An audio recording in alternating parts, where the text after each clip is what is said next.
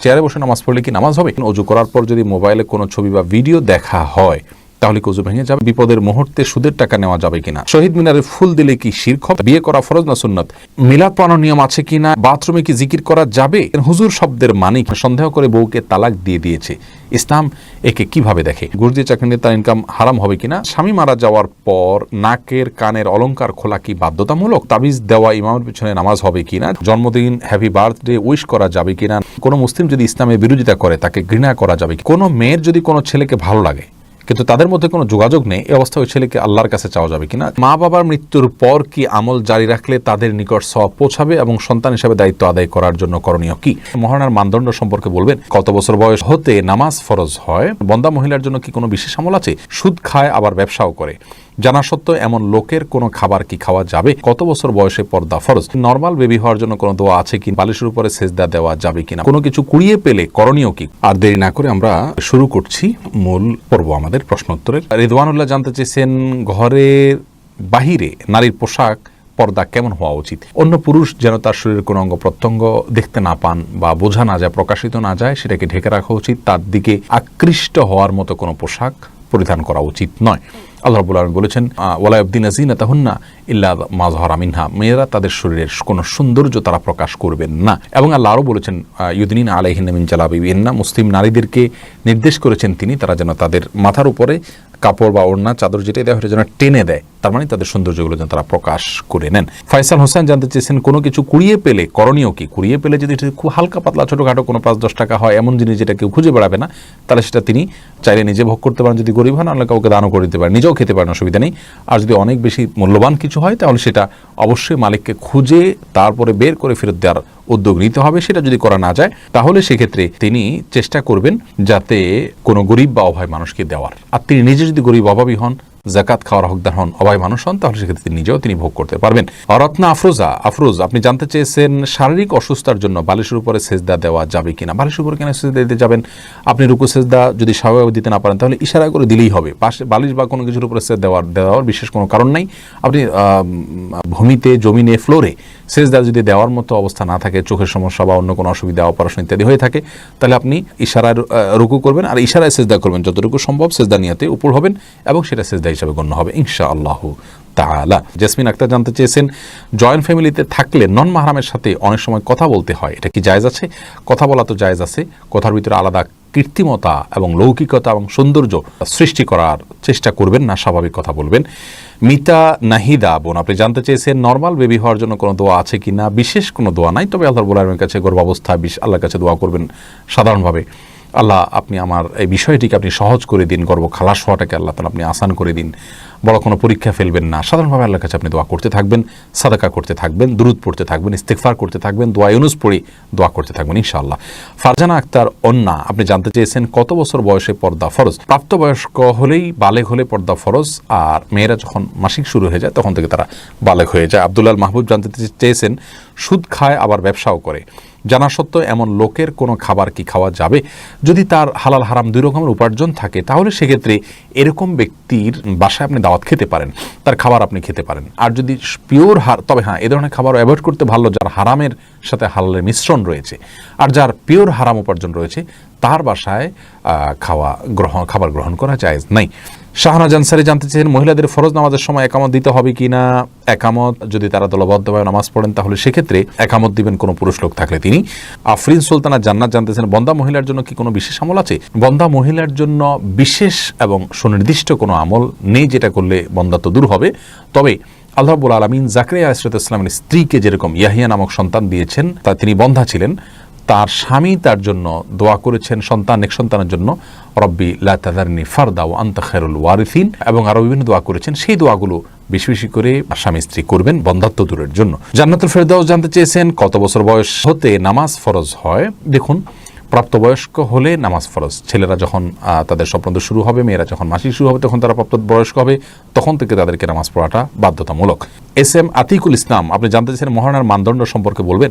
মহারণার মানদণ্ড আসলে প্রত্যেকটা মেয়ে, তার যে ফ্যামিলি, তার যে সোসাইটি, তার যে বংশ, এই বংশ এবং ফ্যামিলির মধ্যে তার মনের পড়াশোনা, তার ধরনের মতো সৌন্দর্য যাদের আছে, তাদের বিষয়গুলোকে বিবেচনা করে তার উপরে নির্ভর করে মহারণা আসলে ধার্য করতে হয়। যদি এরকম হয় যে মহারণাটা যেমন আমাদের সমাজে এখন দেখতে পাচ্ছি আমরা অনেক বেশি ধরা হয়, তাহলে সেটা কল্যাণকর নয়, বরং ইন্না আদামান্নিকাহে বরকা আইসার হমাউনা, যে বিবাহে মহরের পরিমাণ কম সেটাতে বরকত বেশি থাকে, কল্যাণ বেশি থাকে, সে বিষয়টি মাথায় রাখা উচিত। নীরব অভিমান সাকিব, আপনি আইডি থেকে জানতেছেন চেয়ারে বসে নামাজ পড়লে কি নামাজ হবে? চেয়ারে বসে নামাজ পড়লে নামাজ হবে শর্ত সাপেক্ষে। যদি তিনি রুকু এবং সিজদা করতে পারছেন না, তাহলে চেয়ারে বসেই সারা রুকু করছেন, এটুকু তার জন্য করা জায়েজ হবে। যদি তিনি রুকু সিজদা করতে চান, তার কোনো রোগ স্থায়ী হয়ে যাবে, কোনো অঙ্গহানি হয়ে যাবে, মৃত্যু হয়ে যাবে, অসহনীয় কষ্ট হবে, তাহলে সেক্ষেত্রে তার জন্য এটা জায়েজ রয়েছে। সামান্য একটু ব্যথা, কোমর ব্যথা, পিঠে ব্যথা, সামান্য একটু শারীরিক কষ্ট হচ্ছে, এর উপরে ভিত্তি করে চেয়ারে নামাজ পড়লে নামাজ হবে না। এমডি সোহান আহমেদ জানতে চেয়েছেন, মা বাবার মৃত্যুর পর কি আমল জারি রাখলে তাদের নিকট সওয়াব পৌঁছাবে এবং সন্তান হিসাবে দায়িত্ব আদায় করার জন্য করণীয় কি? এক সাহাবী এরকম একটি প্রশ্ন করেছেন। রাসূল আকরাম সাল্লাল্লাহু আলাইহি সাল্লামকে তিনি বলেছেন, তোমার বাবা, তোমার মা যিনি মারা গেছেন, তার সঙ্গী সাথী এবং তার সহচর যারা ছিলেন, তাদের সাথে মা বাবার মতো স্নেহ, ভালোবাসা, শ্রদ্ধা তাদের সাথে জ্ঞাপন করবে, তাদের খোঁজ খবর নিবে, আর তাদের জন্য সাধারণভাবে দোয়া করতে হবে। সাদকায়ে জারিয়া হয় এরকম কোনো কাজ, যেমন টিউবওয়েল বসিয়ে দেওয়া, চলমান কোনো স্থায়ী কোনো উপকার হয়, মানুষের জনকল্যাণ হয়, বা কোনো ব্যক্তির একক ব্যক্তির কোনো স্থায়ী উপকার হয়, এরকম কোনো কাজ তাদের পক্ষ থেকে করা যেতে পারে, সেটা তাদের জন্য বেশি কল্যাণকর হবে ইনশাআল্লাহ। সুখ তারা এআইডি থেকে আপনি জানতে চেয়েছেন, কোনো মেয়ের যদি কোনো ছেলেকে ভালো লাগে কিন্তু তাদের মধ্যে কোনো যোগাযোগ নেই, এই অবস্থায় ওই ছেলেকে আল্লাহর কাছে চাওয়া যাবে কিনা? চাওয়া যেতে পারে, কিন্তু এটা শুদ্ধ কোনো দোয়া নয়, কারণ আপনি যাকে ভালো মনে করছেন সে ভালো নাও হতে পারে। এই জন্য আল্লাহর কাছে দোয়া করা উচিত এইভাবে, আল্লাহ আমার জন্য এই ক্রাইটেরিয়া, দিনদার, ভালো, আমি সুখী হতে পারি এরকম একজন সঙ্গী আপনি আমাকে মেলান, এভাবে দোয়া করা উচিত। নির্দিষ্ট কাউকে এভাবে চাওয়া এটা অনুচিত, কিন্তু চাইলে সেটা গুনাহ বা হারাম হবে না। এমনি ইসহাক আহমেদ আপনি জানতে চাচ্ছেন, কোনো মুসলিম যদি ইসলামের বিরোধিতা করে তাকে ঘৃণা করা যাবে কিনা? অবশ্যই ইসলামের বিরোধিতা করলে সে তার মুসলিম থাকবে না, এবং বিরোধিতার ধরন কি তার উপর নির্ভর করবে অবশ্য মুসলিম হওয়াটা। তো তার এই কর্মটা যেহেতু খারাপ, অতএব অবশ্যই তাকে সেজন্য ঘৃণা করা যাবে। উম্মে সুমাইয়া জানতে চেয়েছেন, জন্মদিন, হ্যাপি বার্থডে উইশ করা যাবে কিনা? না বোন, এটি যেহেতু অমুসলিমদের কালচার, সেটি আমরা নিজেদের ভিতরে ধারণ করব না, আমাদের জন্য সেটি জায়েজ নয়। আবির হোসেন জানতেছেন, তাবিজ দেওয়া ইমামের পিছনে নামাজ হবে কিনা? যদি ইমাম বড় কোনো কুফরি বা শিরকে আকবর হয়, এরকম কিছু না করেন, তাহলে সেক্ষেত্রে, অর্থাৎ তাবিজের মাধ্যমে এরকম কিছু না করেন, শিরক, কুফর ইত্যাদি না করেন, তাহলে সেক্ষেত্রে সাধারণ তাবিজ দেওয়া ইমাম হলে তিনি যদি কোনো এমন কিছুও লেখেন যেটা কোরআন হাদিসের আয়াত নয় কিন্তু শিরক কুফরও নয়, তাহলে সেক্ষেত্রে তার পিছনে নামাজ পড়া জায়েজ হবে, নামাজ হয়ে যাবে। রিমি আপনি জানতে চাচ্ছেন, স্বামী মারা যাওয়ার নাকের কানের অলংকার খোলা কি বাধ্যতামূলক? জি, স্বাভাবিক অবস্থায় 4 মাস 10 দিন পর্যন্ত স্বামী মৃত্যুর পর স্ত্রী শোক পালন করবেন। এই শোক পালন সময়কালীন সময়ে তিনি অলংকার ইত্যাদি পরিধান করবেন না এবং সাধারণ জীবন যাপন করবেন। পোশাক আশাক সাধারণ থাকবে, সাজগোজ বলতে যেটাকে আমরা বুঝি সেটা তিনি করবেন না।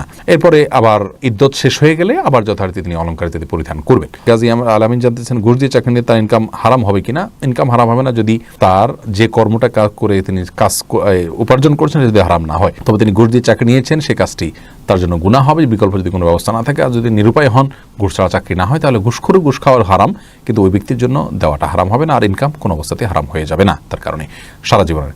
শারমিনা রহমান জানতেছেন, সন্দেহ করে বউকে তালাক দিয়ে দিয়েছে, ইসলাম একে কিভাবে দেখে?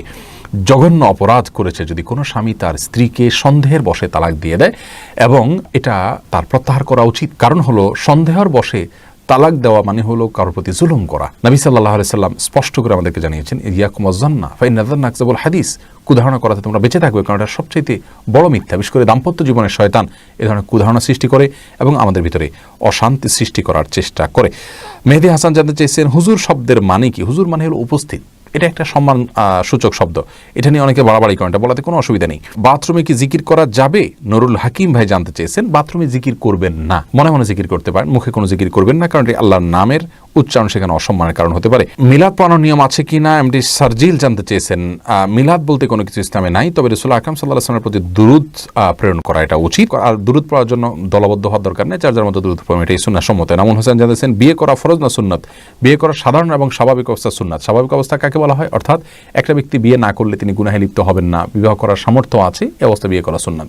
বিয়ে না করলে তিনি গুনাহে লিপ্ত হয়ে যাবেন, আর সামর্থ্যও তার আছে।